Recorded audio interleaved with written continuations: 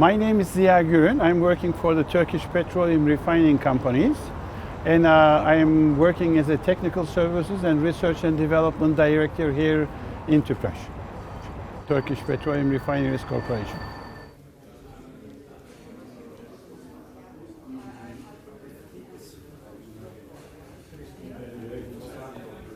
Well, okay, the numbers indicate that the crude oil demand is going to increase.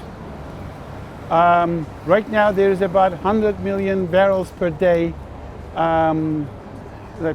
crude oil consumption, and the indication is, the statistics show that the numbers are increasing. Diesel consumption will still continue to increase, at least in Turkey. I know it's going to increase.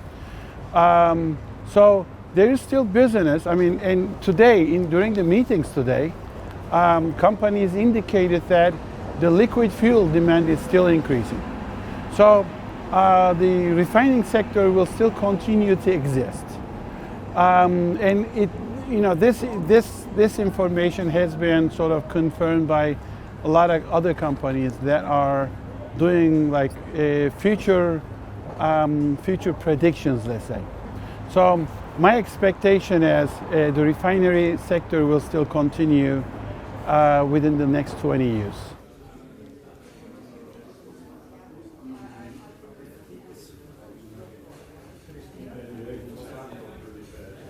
The challenges is, of course, there is this electrical car business.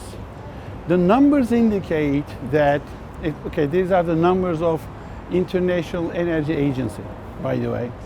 I may be slightly wrong with the numbers, but as far as I remember, there's about 1 billion cars in the world, and only 2 million electrical cars, and 50% of the cars are in China.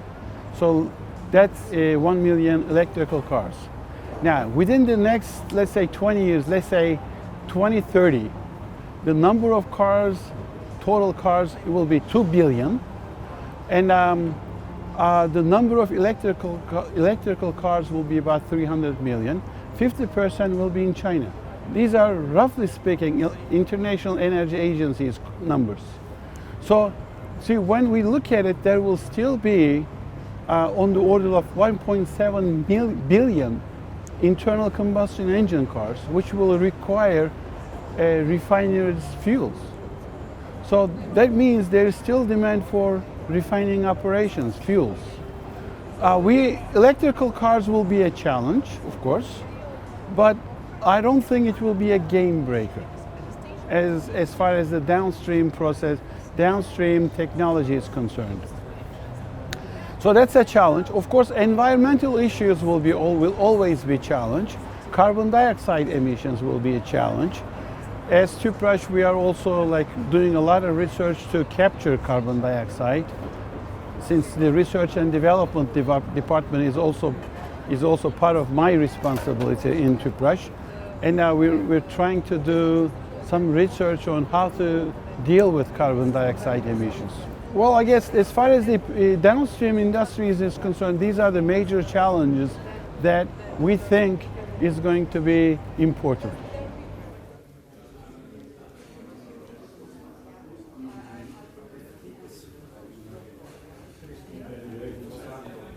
See, I've always enjoyed the PRC organizations. I think it's been 2-3 years now since I've been participating in your organizations. I've always enjoyed it. I've been participating as speakers in most of them, and like the previous ones, this is also great. I had a chance to meet a lot of interesting people, very interesting people in the sector. That way, I'm able to bring in new technologies, new people to my organization, at least to be able to evaluate them as a supplier, contractor, and whatever. So that's a very good opportunity. And I get to listen to different technologies and developments in technology. So that's kind of opportunity for me. So I've always enjoyed this thing, and this is what's happening today.